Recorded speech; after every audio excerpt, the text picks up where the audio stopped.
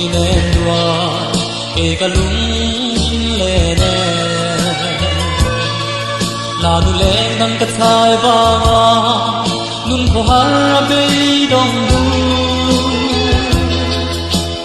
ka mangai ber che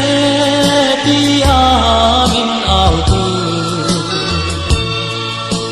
e ko si dung thi karon pan le te o ithin lung kong kha katan hong le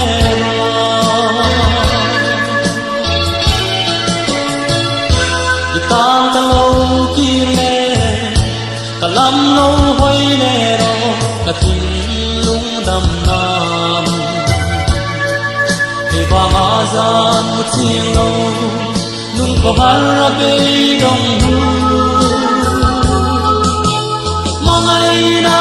ku tin ka lo chu dam nam te te ba na ral ma chua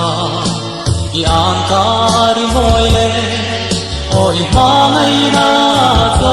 ka ta na to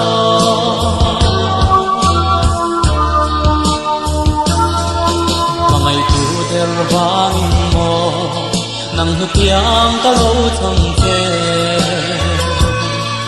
don suy lung ka chir nge em tình ding lâu ngai về mo ôi tin lai na tu ren don lo ya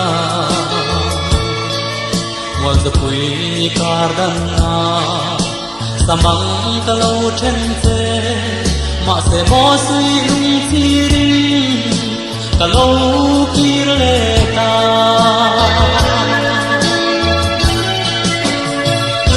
itam ka lo kir le kalam lo hoi le ro ka tin lung dam na e ba ma za mu chi lo nun ko har be dong du mangai na ku tin ka lo chu dam nam te le le ba na ral pa chua i an kar moi le oi mangai na zau ka ta na to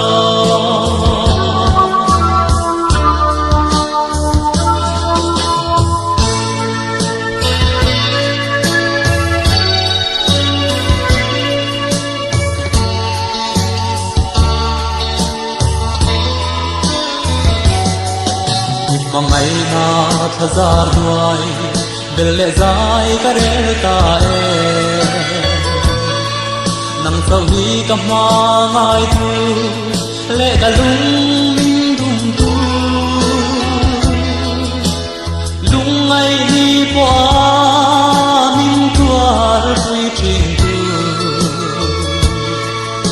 si lung ka thir bang lo kim kim ka doni em kim ma ka em kim sunang ilo ni e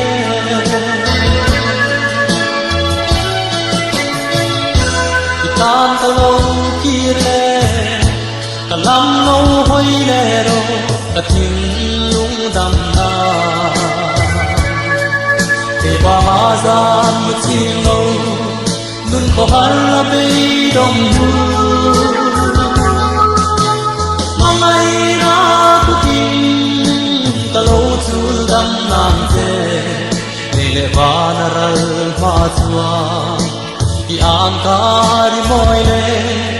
oi mangai na